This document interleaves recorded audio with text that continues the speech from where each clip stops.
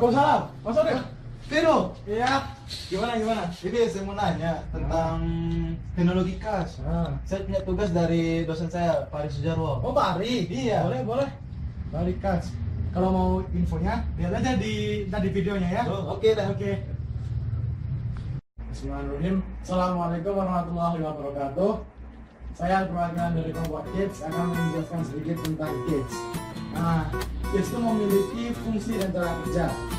Yang pertama adalah fungsinya itu sebagai tempat penyimpanan yang letaknya lebih dekat dari prosesor. Jadi misalnya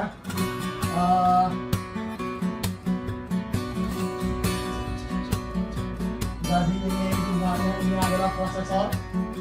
Lalu di sini itu namanya Kids yang level 1. Nah, kenapa sih kok dibuatnya seperti bergantinya? Nah, ini salah satu tujuannya yaitu mengurangi angka latensi. Tapi itu latensi itu adalah waktu yang diperlukan prosesor untuk mengambil data ke cache. Nah, kenapa prosesor bukan cache? Nah, di sini ketika prosesor ingin masuk data pada HDD,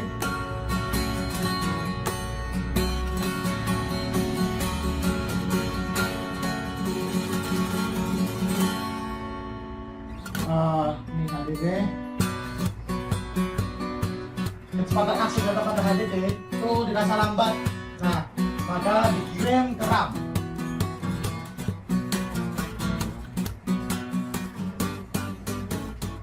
Nah, kecepatan akses pada RAM itu masih dirasa lambat juga.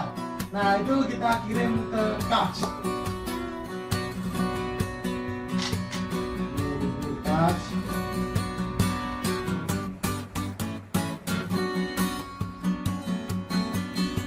Nah, di cache itu masih dirasa lambat, masih perlu cepat lagi, maka dikirim ke register.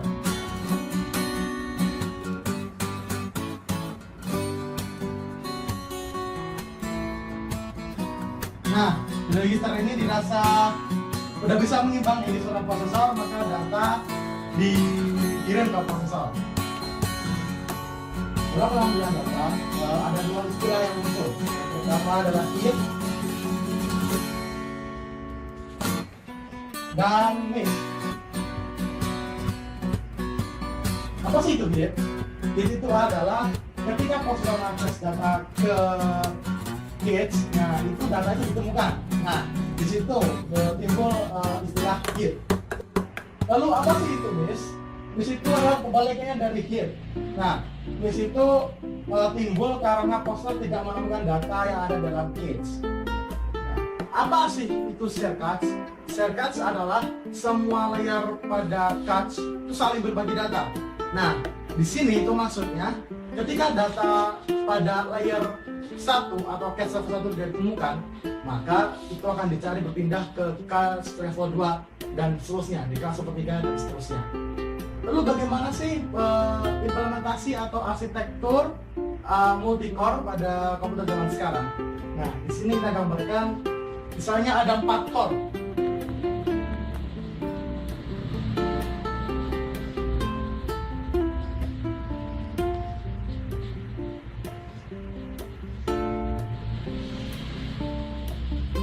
Nah, di sini cache ini yang level 1, maka akan mendampingi tiap core.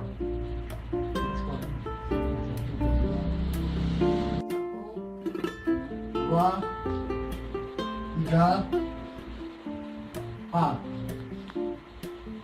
Nah, di sini cache yang level 1 akan mendampingi tiap core. Jadi itu bentuknya seperti ini.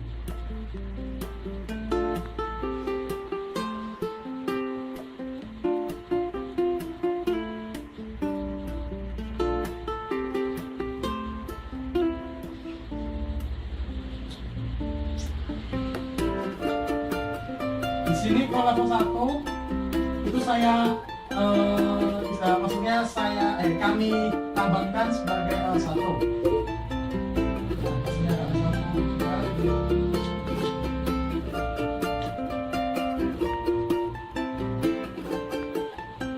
L1 juga ada L1.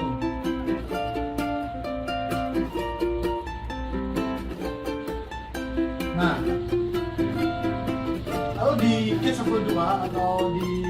L2 itu bentuknya akan membuatnya dia core 1 dan core 2 itu menjadi sepasang, dan core 3 dan core 4 itu menjadi sepasang. Jadi kita buat di sini.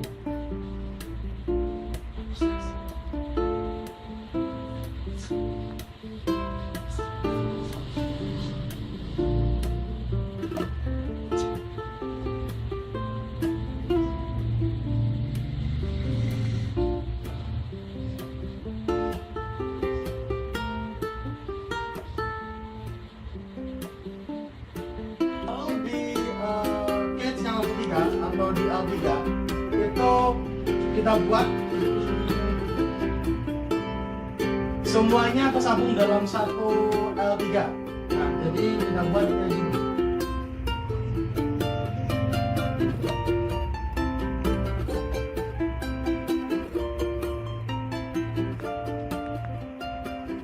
Ini saling terhubung. Nah, jadi desainnya seperti ini itu dirasa yang paling efisien bagi komputer zaman sekarang yang menggunakan multi-core. Dan saya cukup sekian penjelasan hari ini. Nanti kita akan lanjutkan di penjelasan di sekolah. Makasih. Assalamualaikum warahmatullahi wabarakatuh. Nah, ini kami perkenalan dulu ya.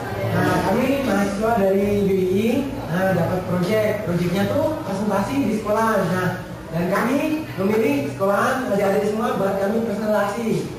Nah, presentasinya soal komputer. Ada yang udah tahu komputer? Jangan-jangan belum ada tahu. Nah, kami akan mengenalkan komputer, tapi nggak bicara detail ya. Soalnya kalau detail kan komponen komputer banyak sekali. Nah, kami mau menjelaskan soal prosesor sama kit-nya aja secara garis besar. Boleh? Sekarang kita mau lihat komponen dalam CPU dulu ya. Nah, kan di dalam CPU itu nggak cuma ada satu komponen, tapi ada beberapa komponen yang digabungkan sehingga CPU ini dapat melakukan proses komputasi. Nah, ini kan Nah, ini akan dipraktikkan cara membongkar CPU ya. Assalamualaikum warahmatullahi wabarakatuh.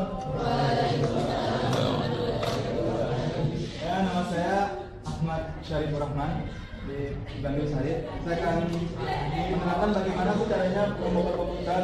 Yang pertama itu kita harus mempersiapkan alat-alatnya ya.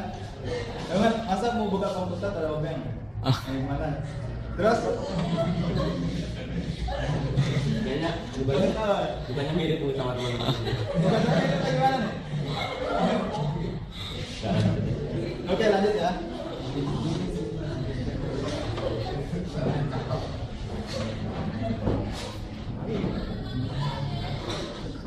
Nah, oke.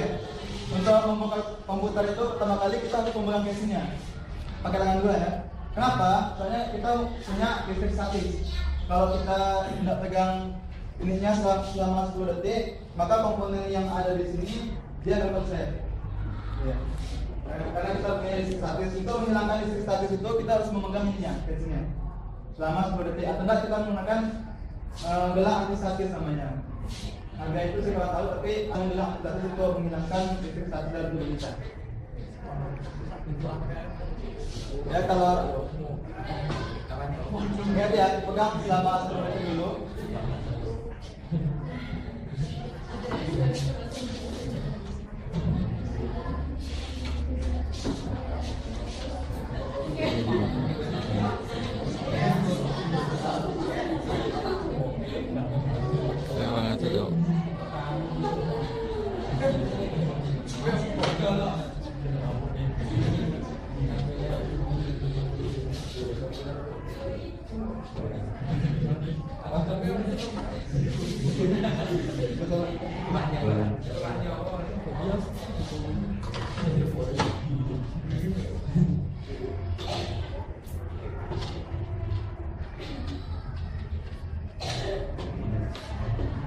Udah.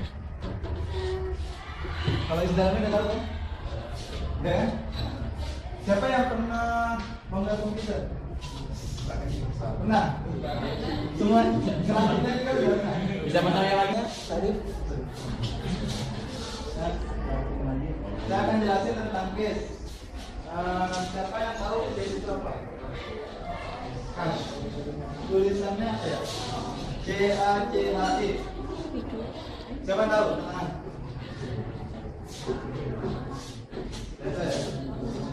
Kalau itu, siapa tahu kecepatan hadis sekarang? Kecepatan hadis yang 7.200 rpm. Berapa? 6 per second. Per menit. Kalau yang saya tahu sih, kalau yang hadis sekarang itu 7.200 rpm kecepatannya. Yang paling cepat nih. Yang saya tahu tadi. Tahu silakan teman-teman ambil semua. Ambil teman-teman aja ya. Oke. Gas. Prosesor tadi itu berada di sini, di dalam prosesor ini. Kenapa dibutuhkan sebuah cache? Karena ketika pengambilan data, misalkan kalau kita ngambil data dari hadis, kan dari hadis itu dipindahkan ke RAM. Nah, dari RAM itu dipindahkan ke cache. Nanti dari cache itu dipindahkan ke register, baru dipindahkan ke prosesor. Kenapa prosesnya kayak gitu? Sebenarnya itu karena hadis yang kecepatannya 7.200 rpm itu belum cukup untuk menandingi kecepatan prosesor.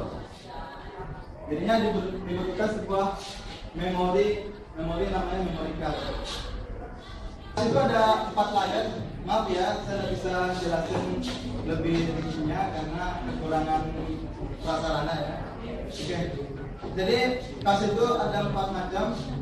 Itu ada namanya layar 1, layar 2, layar 3, layar 4, ada layar 4 layar.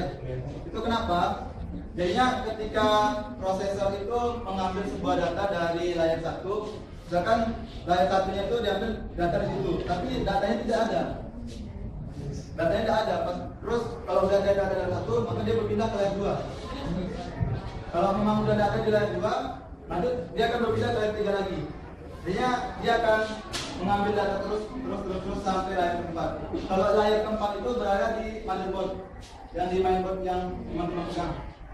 Kalau yang layar 1, layar 2, layar 3 itu berada di prosesor, dalam prosesor. Gitu ya.